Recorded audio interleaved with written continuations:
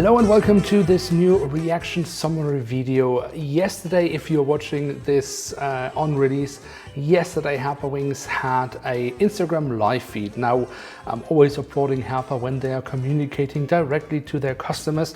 So of course I was watching eagerly, and I have now simply written down everything that was mentioned in that live stream and condensed it into this video you're watching right now.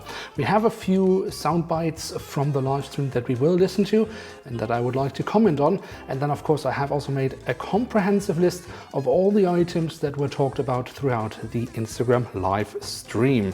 Now, for time reasons, I won't be able to mention all these items. So if there are some things that I don't mention in this video, then do check out the video description just below the video, because there I have listed all the items that were mentioned throughout the video as well.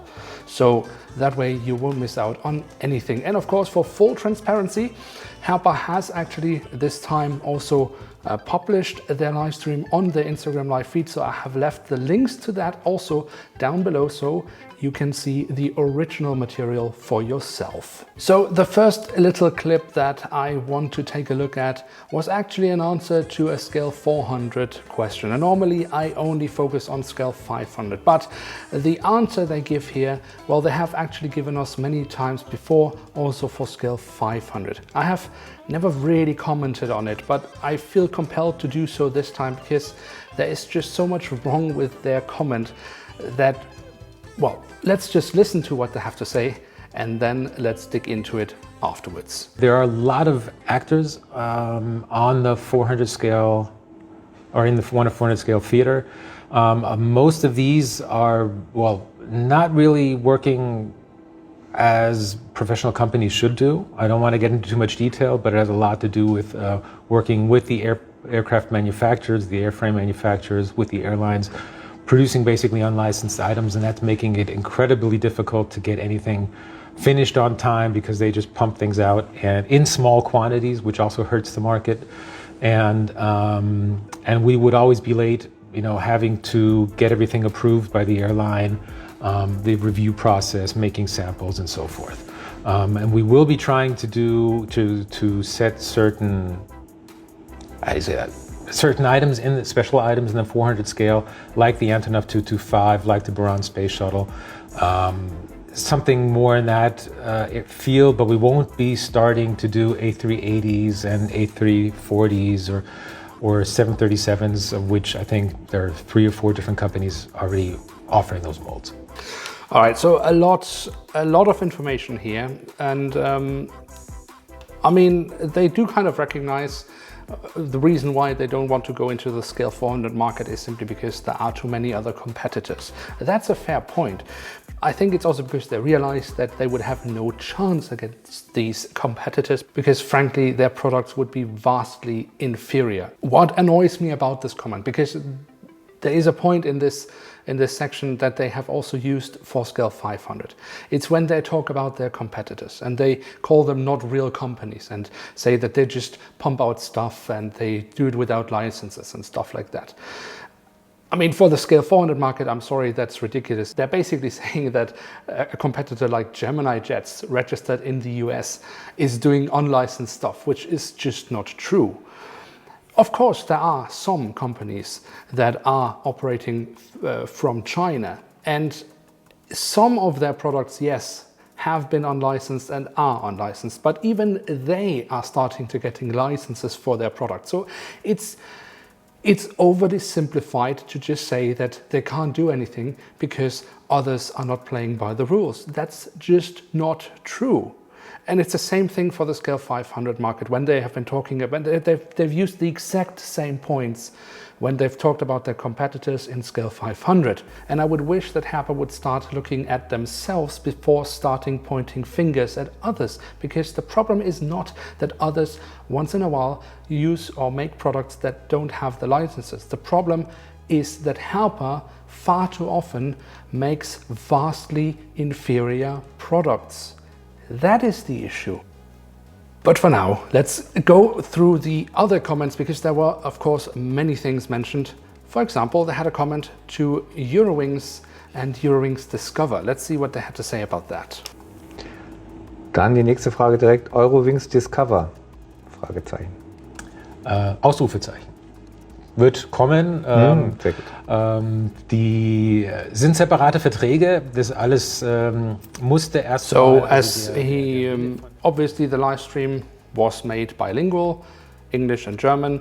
Although I must say, in the past they have maybe been a little bit more proactive in answering the questions in both languages. This time they were basically answering the question in the language the question was asked. So the answer here was in German, but what he basically said is that Eurowings Discover will be coming. They had to sort out a little bit the legal stuff, because Eurowings Discover is of course a new company within the Lufthansa group, and they had to sort out where the contracts should be and stuff like that, but that's all done now, and he is actually expecting the first Eurowings Discover models over the summer. There was later in the stream also a question regarding specifically an A330. He didn't really say specifically yes to that, just remained in general on the topic and said yes, Eurowings Discover will come. And he has also later, or was also later in the live stream, talking about Eurowings, and the classical Eurowings will also get new models every now and then. Then we had a very interesting topic, which was business jets. Let's see what they had to say about that. Da ist es wieder das Problem, dass die meisten Flugzeuge sind sehr dezent bemalt. Also da haben wir nicht wie jetzt im Airliner-Bereich Lufthansa-Lackierungen, Airline-Lackierungen, sondern da geht es ja mehr um ein bisschen Zurückhaltung. Ja, wir wollen unauffällig ankommen, das ist sehr weiß gehalten, die Flugzeuge. Und das macht natürlich die Variantenvielfalt nicht so interessant. Ob da jetzt jemand wirklich einen goldenen Streifen drauf hat oder einen blauen und einen roten Streifen oder irgendetwas. Das ist dann, ja, schwierig dann für uns. Okay. I mean, okay. For all non-German speakers, seriously, the answer was a bit hilarious. Because, yes, most business jets don't have like hugely elaborate liveries, although that's actually not correct. They just don't have very colorful liveries. It's not like you will see a bright yellow business jet, at least not very often. But they do often have like really interesting color schemes, like with wavy forms and stuff like that, stripes and all sorts of that. And he seriously says that most of these business jets, I mean, they will just be plain white. Perhaps, but there are plenty of examples where they're not. And it wouldn't be as interesting as an aircraft in a Lufthansa livery. The most basic airline livery you can, I mean, sorry, this is a copy-paste livery of all the other liveries. And he thinks this is more interesting than some of the liveries we see on private business jets. Sometimes I get the feeling that Herpa does not understand their own market and they don't understand what their customers want. We don't mind that a business jet isn't coming in 10 colors, but in a color scheme that uses some gray tones and some maybe beige tones or whatever. That's the whole point. That's what business jets look like. That's what we want, because that's how we can recreate real scenarios. So Herpa, if your concern is that business jets don't come with elaborate enough liveries, then don't be concerned, because we're quite happy with that. Please listen to us, listen to your customers, and just make a few. What's the worst thing that can happen? That you make a few models that don't sell that well? I mean, you've made plenty of those in the past and you're still around, so you could take the chance, and I'm sure we will prove to you that these models will go like crazy. I mean, you don't even need to pay licenses. You can make fantasy models. How brilliant is that? Then you only need to pay the license for Airbus or Boeing, and that's it. You can make up your own livery. Just do it. Then there was a question regarding Brussels Airlines. This is also something they have talked about in the past, but at that time they were, well, they didn't really seem to have a good contact with the airline anymore. And of course there were questions regarding the future of the airline and their fleet, and I guess underlying also the livery. Now, most of these things have been solved by now, so they had a bit to say about that, which is hopefully good. Let's see what they had to say. From our side, we are planning a few Brussels Airlines models. We are in talks with Brussels Airlines, have been for some time. The new livery is special, is different. There are certainly a lot of opinions about that livery, but we also hope to get their permission, and also they have a lot of very nice special liveries that we can also do something on that side as well. So, I mean, that was, I think, a very positive answer. Because they also talked about making standard livery models, which I think is what most of us want as the first thing when an airline is made. So that's great. That's really, really good. And they were talking about some special livery models from Brussels Airlines. I mean, last year they were mentioning that these special liveries were extremely difficult because of licensing issues, but they do seem to be much more open now also to make other special liveries. So, I mean, they didn't really give us a time frame, so perhaps this year is too optimistic, but I would love to see new Brussels Airlines models this year. Then we had a question regarding, well, it was specifically regarding a remake of a Lufthansa 737-300 in the 1990s colors, but they did start then talk about, in general, 737 classic models. And I found the answer to be quite interesting. So let's listen to what they have to say here. Die Classic 737 momentan eher nicht. Das Thema wurde von uns viel behandelt, wird sicherlich auch sehr viel in den Foren diskutiert. Die alten Formen taugen einfach nichts mehr und neue Formen müssten komplett konstruiert und neu entwickelt werden. Und da sehen wir, auch wenn sehr viele Kunden meinen, dass das anders wäre, sehen wir nicht genügend Nachfrage wirklich, um diese Investitionen zu amortisieren. Sicherlich. All right, I mean, I do apologize that the answer was in German, but most of the answers, they just answered in German. So let me just quickly translate it, because, I mean, this was almost comedy gold. I mean, they denied making a 737 in the old Lufthansa livery. And then, of course, they started talking about, in general, making 737 classics, so 300, 500, 400. And what they say is that, well, I mean, they could make a Lufthansa model that would sell rather well, but then they can't imagine what else they could make. And even though, and I'm quoting them here, even though many of their customers are telling them that they would like to see 737 classic models, they don't believe that they could make any earnings from it. You can't make up this stuff.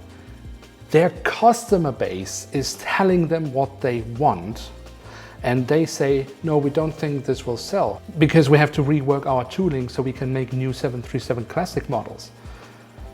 Okay, sure, this might be a big investment, and you're telling me that you can't imagine a model beyond a Lufthansa model that you could sell well. How little imagination does Herpa have? I mean, as I said, you can't make up this stuff if you cannot figure out any other models for the 737 Classic series that you could sell well. Why are you making models?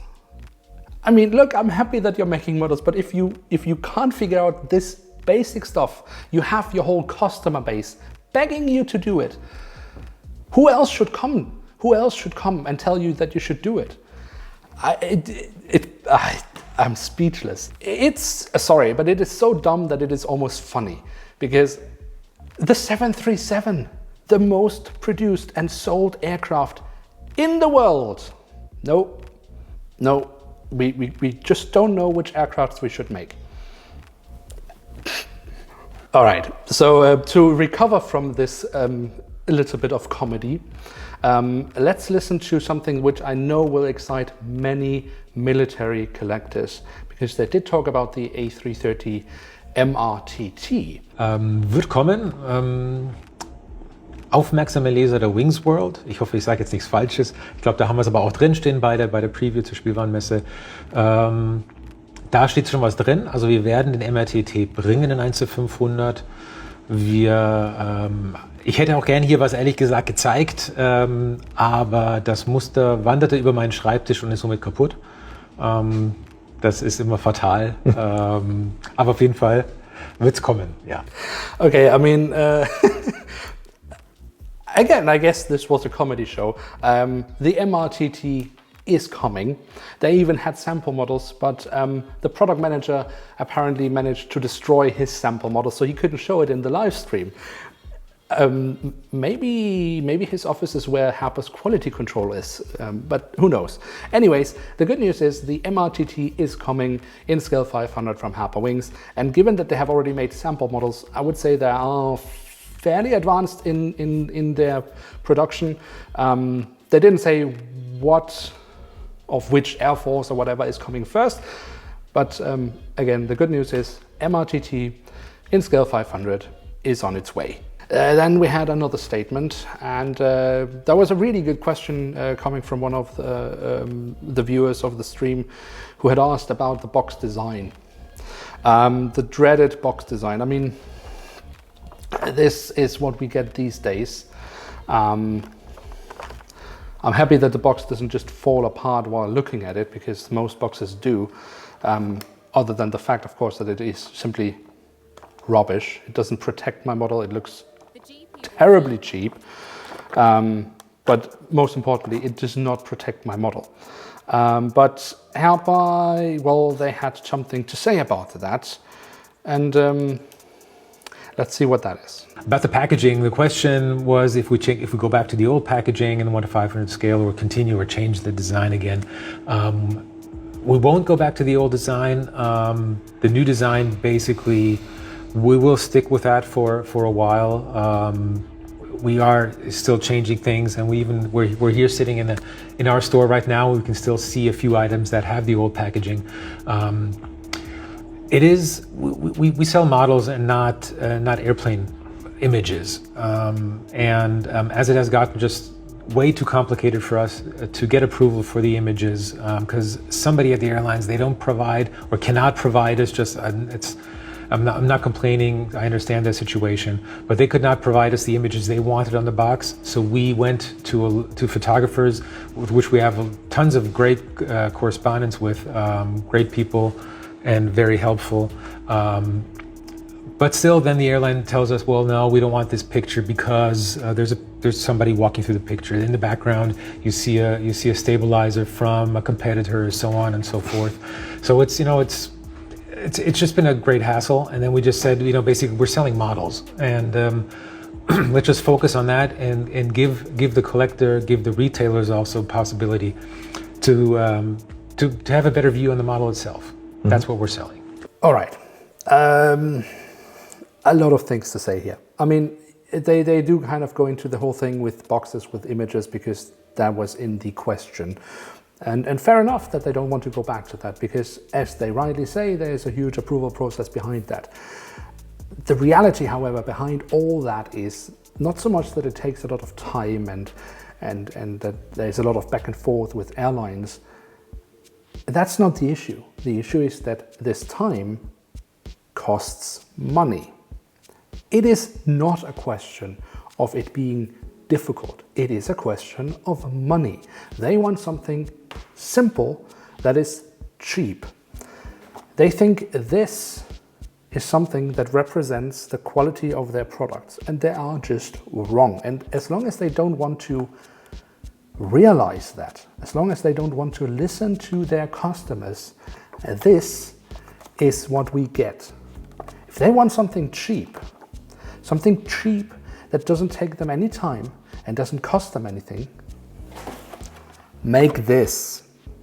This is a white cardboard box, and it is 10 times better than this. And you know why? Because this protects my model. This does not. This does. And I'm sorry that I have to cut it out like this, but clearly Herpa does not understand it otherwise. This protects my model. Does it look good? No, but it protects my model. Do you understand what is inside? Yes, it's written on the side. It's written here. This does not protect my model. You want something cheap and easy? Make this. One box for it all, and then look at this. You just slap a sticker on the side. This is better than this. This is cheap, it is lazy, and it does not protect my model. And as long as Herpa refuses to understand these basic things and always just, well, brushes it off with the argument, oh, but we need something that, you know, people can understand that they're buying an aircraft, they need to see the product. If I have to see the product before I buy it so that I can make sure that it is not broken, there is something wrong with your product. So you don't need to change the box, you need to change your product. That is the simple truth. And again, as long as Herpa does not understand that, they just prove that they have no idea about their customer base and they have no idea about their products. Listen to your customers. No one wants this. If you want something cheap, then make this. All right, so those were all the clips that I wanted to highlight from the live stream, because most other clips were just on answers on specific model requests. But luckily for you, I have noted all that down. And some of the highlights, let's say it like this, I will go through here, and then the rest, as I say, you can find the entire list in the video description below. So Emirates A380, the Blue Expo livery, is confirmed. They even had a little model on their little table next to them, but we didn't really see much of it. But that model is confirmed, and they said for this summer. What we also saw on this little table was the Emirates 777 in the UAE 50th anniversary livery, so that is also confirmed. Then DHL, there was asked a question regarding DHL A300. That is rather unlikely from their response, but we can expect more 757s and potentially also other DHL models in the future, but no specific details were mentioned here. Then finally, German collectors, Lübeckair, seemed very likely for the future. They apparently are in very good contact with the airline. US narrowbodies were asked about, and they say there are many things in development here. Specifically, they mentioned Frontier and JetBlue, but I would imagine also other, I think American Airlines, Embraer was also asked, and they said yes to that. Let's stay in the lane with narrowbodies, because there was also a question regarding narrowbodies from the Middle East. And they were also quite positive about that. They did specifically say that there are more to come. 1 to 2 are apparently already in development. 737 Oman Air was specifically mentioned, and they did not deny that one. Also Royal Jordanian seems very likely for this year, and Iran Air as well. Possibly some new Middle Eastern airlines that we haven't seen yet could be on the cards for the near future. And South America was also mentioned, also here specifically narrow bodies. Azul narrow bodies and in general Azul models will come. I think that will be the main airline that will be featured in South America for a long time to go. But a 737 MAX of GOL is also on the cards and very likely to come. LATAM seems difficult at the moment. Perhaps some other South American airlines could come in the future, but they didn't say anything specifically. Then the classic EasyJet, Ryanair and Lauda, that was all a clear no. However, when we're talking low-costers in Europe, then Wizz Air does seem to be the most likely candidate to get a model at some point, but again, no specific time frame for when that could happen. A GN A320 does also seem to be very likely, given the great success Herpa had with the A321. What a surprise. Condor, there was a specific question about a white Condor A330. That was a clear no. But the A330 Neo in the Condor livery, and I quote here, is 1000% confirmed. There was a question regarding 777X models, and it does seem like we will get a second house color livery model. I don't know why, but okay. But they did say that they were confident very soon also to be able to get some models with airline liveries. My guess is Qatar, because who else should it be? KLM Embraer ERJ 195E2 is confirmed. That's great news. Then there was a question regarding lot. I have talked about the 2 missing Embraer lot models in a previous video. Again, if you want to know more about that, check out the card in the video. And the good news here as well is that they have signed contracts now, and they are very willing to make many more models, both new and retro models they mentioned, so that's quite interesting. Austrian Airlines, there is more to come. An A320 is very likely. Also Embraer 767 and 777 was mentioned. Then also great news, ITA Airways, the successor to Alitalia, was confirmed for this year. So that's great news. I hope they will start with an A320. Knowing Herpa, they will probably go with a wide body. Iceland Air, that was also a definitely yes, also with the new liveries, or specifically I guess with the new liveries. And Uganda Airlines A330neo, that has already been announced a while ago. The delivery is apparently scheduled for April, so that is coming fairly soon. Then Helvetic ERJ 195E2 was also confirmed. That's also great news. And the Swiss airline CH Air, or Chair as some call it, they apparently have very good contacts with that airline, and that is also something that will come in scale 500. So that's great news. LC Express from Denmark, that was a firm maybe. However, Danish Air Transport, that seemed to be very likely. Apparently they have good contacts with the airline and are working on something. And then Aeroflot, they have signed new contracts. We saw last year the A350, and there is apparently much more to come in the future. So, as I mentioned, there were many more items that were discussed throughout the live stream, and you can find the answers to these items in the video description below, so do check out that list. Overall, I still doubt that Herpa really understands what their customers want, but every now and then they do something right, and of course we have to acknowledge that as well. And again, I would like to highlight that I'm very happy about Herpa making these live streams, regardless of what they're saying. It is simply good that they are communicating to us, because that is far better than just silence that they gave us in the past. So with that, I have nothing more to say. If you enjoy this kind of content, then be sure to leave a like. That would be very much appreciated. And of course, if you are new around here, why not hit subscribe, because we will make more of this stuff in the future whenever there is a live stream or any other news from Herpa Wings. With that, I'd like to say thank you very much for watching. Hope to see you soon again. I'm checking out, and bye.